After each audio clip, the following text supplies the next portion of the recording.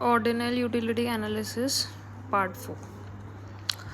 अब समझ लेते हैं कि MRS जो मार्जिनल रेट ऑफ सब्सटीट्यूशन है वो डिमिनिश होते जाता है धीरे धीरे। मतलब अगर आप मैंगोज फोरगो कर रहे हो एडिशनल बनाने के लिए तो धीरे धीरे मार्जिनल यूटिलिटी बनाना की कम होते जाएगी, बट आप जो मैंगोज फोरगो कर रहे हो उसकी मार्जिनल यूटिलिटी बढ़ते जाएगी। मतलब आपको ज़्यादा क्रेविंग होगी मैंगो खाने की बनाना से, क्योंकि अब बनाना ऑलरेडी ज़्यादा खा चुके हो। तो इससे क्या होता है, रेट ऑफ चेंज जो है वो धीरे धीरे डिमिनिश होते जाता है। मतलब कोई भी मैंगो फिर फोरगो करना नहीं चाहता बनाना के लिए, तो उसका रेट सब्स्टिट्यूशन का बहुत कम होता जाता है। इसलिए जो MRS होता है वो धीरे धीरे डिमिनिश होते जाता है।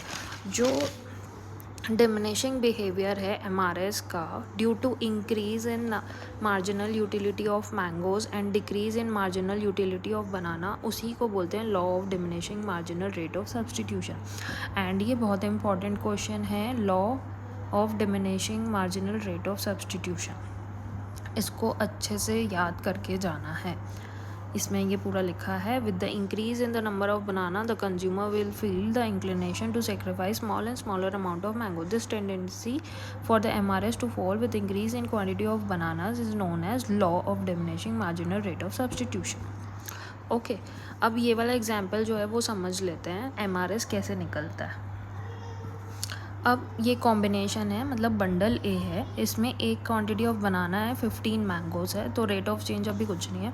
सेकेंड कॉम्बिनेशन को कंपेयर करते हैं, इसमें 2 बनाना है एंड 12 मैंगोज़ है, तो 2 - 1 एडिशनल 1 बनाना हुआ एंड 15 - 12 एडिशनल 3 बनाना हुआ, तो रेट ऑफ चेंज हो गया 3/1, 3:1। अब बंडल सी का जो है 3 बनाना है एंड 10 मैंगोज़ है, तो 3 बनाना बंडल 2 के कंपैरिजन में 2, तो -1, मतलब 1 बनाना एक्स्ट्रा था। और यहाँ पे 2 मैंगोज़ कम थे, मतलब 2 मैंगोज़ उसने सेक्रीफाइस किया एक बनाना के लिए, तो रेट ऑफ चेंज हो गया 2/1। सेम है डी का भी। तो ये बहुत इजी है समझने के लिए, एंड ये सारे प्रैक्टिकल्स एक बार समझ के जाने हैं, बिकॉज एग्ज़ाम में NCERT से यही सब आता है। तो इस पेज में, पेज नंबर 12 में इंपॉर्टेंट क्वेश्चन हो गया, law of diminishing marginal rate of substitution.